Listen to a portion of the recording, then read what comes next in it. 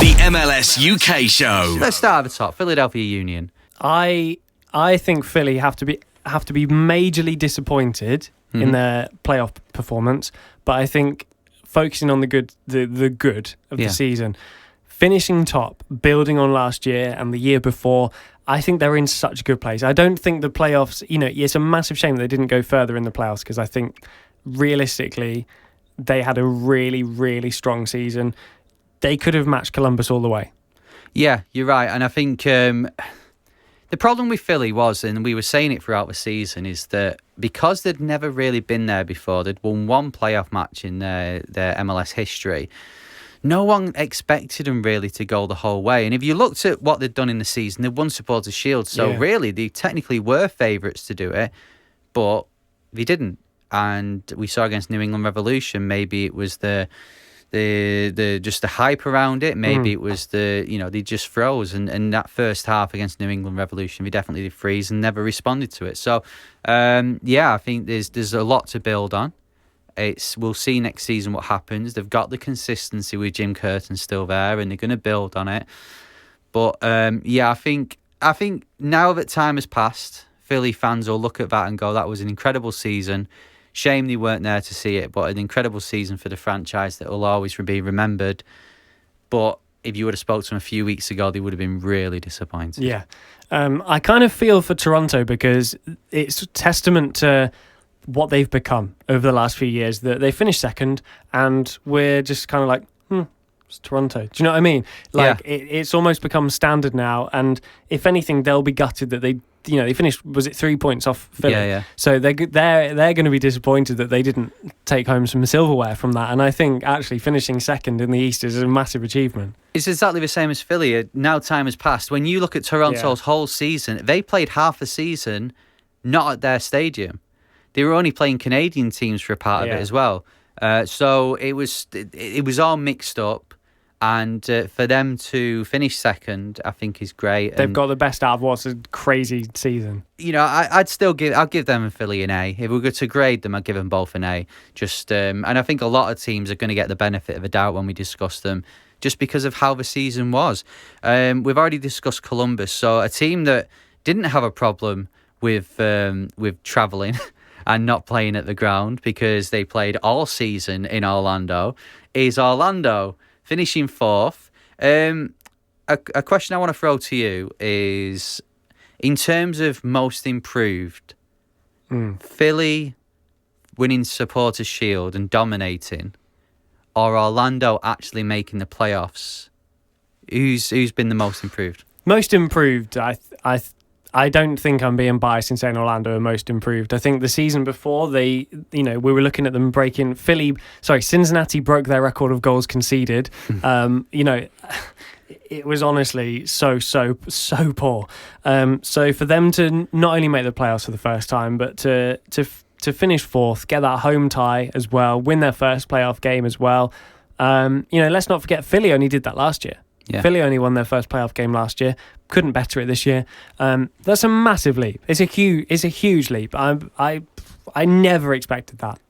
No, and you got to remember that technically, we're being technical, because technically a penalty shootout win is not technically a win. Orlando still haven't won a playoff match. But I've given you credit throughout the season. You finally beat Atlanta as well, which was a highlight for you. We did finish 12th, if we want to talk about least improved. We'll discuss that later on. But and that has helped me out in the Getting Advent calendar. I got quite a few from when Orlando finally beat Atlanta, so thank you. I think Orlando have had a great season. There's lots to improve on. It'd be interesting to see what happens in the close season, because you've let Dom Dwyer go now, so there's a lot of money available there. And I think in the last 12 months in particular, the club has proved that it can find some gems. It can find players that fit into the system a bit more. So, there's lots to look forward to for Orlando next season. And you kind of got that monkey off your back, because I was getting sick of every season starting with, Orlando have a chance of doing well this year. And then by episode 12, you're just ready to pack down it in the dumps, Yeah, so I'm glad for you. Well, the Dwyer money, already being spent on tying up some of the loan deals that we had, players that we had on loan this year. So they've secured those on permanent deals, which is great news because the squad admittedly was brilliant this year, just lacked something up top. So happy with that. New York City, I thought, finishing 5th. It's a good season for them. Again, they had issues with not playing at home. New coach. Didn't start very well at all. So to finish 5th, get in the playoffs, it's a good season. And again, for them, there's stuff to build on. They've lost Alex Ring, which we'll talk about later on. But yeah, you think there's something there to grow. Red Bulls will be disappointed that there was such a gap between themselves and NYCFC, I think.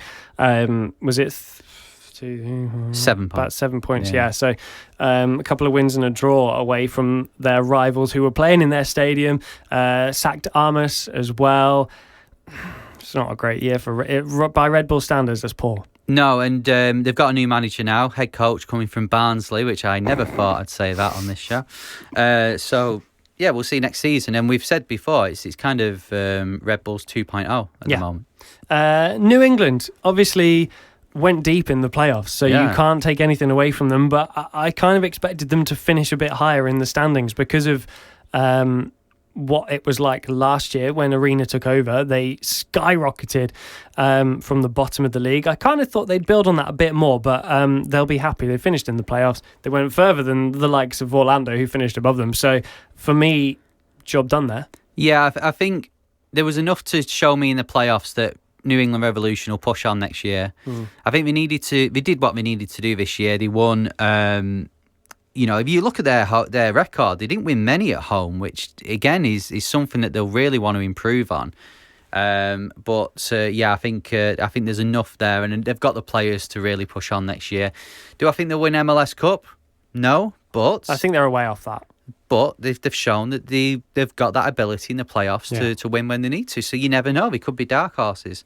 Thierry Henry's first season with Montreal is an interesting one because they finished 15 points off Orlando and Columbus, Columbus, of course, went on to win MLS Cup. Is that good enough? Regular season, they ain't making the playoffs. It's just because there's 10 this year that have made it. It is and it isn't, because, I mean, what, honestly, do we expect from Montreal, really? I mean, Thierry Henry is a big name, but as a manager, he's not really done... Unproven, yeah. They don't have a massive designated player that you think, the Martinez of the operation. So I think they maybe need to look at the roster a little bit in Montreal. Yeah, rumours are some changes in and around the club in the close season, so they'll be interesting to watch next year. And Thierry Henry, let's face it, he's not going to put up with mediocrity, so they're going to have to match his ambitions. Into Miami then. There were rumours last week that they'd sacked Alonso. That apparently isn't the case. However, if you was to ask me to put 10 of my British pounds on whether he'd bid out at the start of next season, I would not put it on. There's a couple of things from this. Is that it was The Athletic that broke the news. Yeah. Then they were like, oh no, sorry, it was a mistake. What? So they just wrote a whole article on it and it was a mistake. It turns out it's because they had an end of season meeting. The coach left the meeting feeling like he had been sacked, but the club are like, well, no, he's not been sacked. That tells me that meeting wasn't a very positive one. Exactly. He's not left and gone, oh, great, I can't wait for next year. So, yeah, we'll wait and see on that one. I think it's probably a case of they'll be looking for a replacement if a suitable replacement is found. Yeah. The thing is, when you've got David Beckham and it's Miami and everything has to be big and glamorous and perfect, and they're always going to be on the lookout to be better. And I think he and the players have got to watch their backs. Higuain, Gonzalo Higuain, not his brother, but even his brother. I think because Alonso came in before Higuain, I think they'll probably try and find someone who can work with Higuain. I think that'll be their main focus. So, as I said, do I think Alonso will be in the job at the start of next season? No, I don't. But we'll have to see. But into Miami, it's difficult because of the whole season. If it was a normal season, I think Inter Miami are finishing higher than 10th. Full stadium. Wayne Rooney's looking to get into management. He's David Beckham's mate. Yeah, but he's at Derby County. So would you swap You live in Derby. Would you swap Derby for Miami? Yes. Okay. Next question. Chicago Fire then. I mean, what to say about Chicago Fire? Again, they're another team that have gone into a new stadium. There was so much hope and so much built on this season being a season that they can get back to being in Chicago, and it just hasn't quite worked out with everything. So I think it's quite difficult to judge Chicago myself. I just can't see past the badge. I know it's pathetic. I just honestly just change it. Please just change it back. There are rumours that they are going to change it, so we'll see. So bad. Moving on to Atlanta then. I mean, I tell you what, do me a favour. You're going to do it anyway. Do you want to give me day 22 on the Get In Advent calendar? Yeah, you read me Atlanta stats from this year and I'll have a laugh. So Atlanta United finished 12th. Get in! They got less than a point a game. Come on, get in! And they only scored 1 goal a game on average. Get in. I think they missed Martinez. They didn't recruit properly last season. I think they put all their eggs in Martinez's basket thinking he's going to get them the goals. He got injured after the first game and they were left with the players they've got. So, being serious, I think there's bigger problems than Martinez not being around. They just decimated the roster. They built, right, when you're an expansion team, it's so difficult to build that roster with all the rules and find out which players are available and trade them for them and using your draft picks. So difficult to build. That first roster was incredible. They went and won MLS Cup. Yeah. And then they've just decimated it in 12 months. Yes, they didn't have Martinez, and yes, they would have finished a lot higher, but to then not have a replacement, and they got rid of Villalba, for example, somebody who could step up. They just Marta Petey's gone. It's non-stop. They've just made poor decisions, and Heinz has got a job on his hands unless they bring in some serious players. Yeah, you're right. He has, and that's the thing. That this closed season is the most important in Atlanta's history for me. Even more important than the closed season before they joined MLS, because. Yeah, they got rid of... I mean, Almiron was always going to leave and go to Europe. That was in his contract over 2 years. Petey's clearly gone because he wanted the money, even though I think he showed a bit of form before he left. It's just a poor season, and they've got a big job to do. I'm glad they've got the head coach in now. Before Christmas, he's got a long time now. He's got a couple of months to sort of work at things and get his identity. And again, he's a South American influence, which I think when you look at last time they had a South American manager, a head coach, compared to the European, the one that they had, I would rather them go back to having a South American one. So we'll see. I think Atlanta will do a lot better next year. They've got to. They can't do much worse. But close season will be massive. And sometimes it's not about the DPs you get. Sometimes it's about the MLS experience that you need. And I think that they were left with not much at all, and that showed. I've got 3 words for each of the 2 remaining teams. Go on. DC United. Yeah. Roster too big. Yeah. Cincinnati, roster was terrible. Twice. 2 seasons, roster awful. Sort it out. 16 points, Cincinnati. It's so bad. 16. How many coaches as well? I mean, there's not really much we can say about Cincinnati. They need to improve. They didn't do it last year, and they've got another chance of doing it this year. DC United, disappointing again, but they just never got going either, did they? It's a new start for them, though.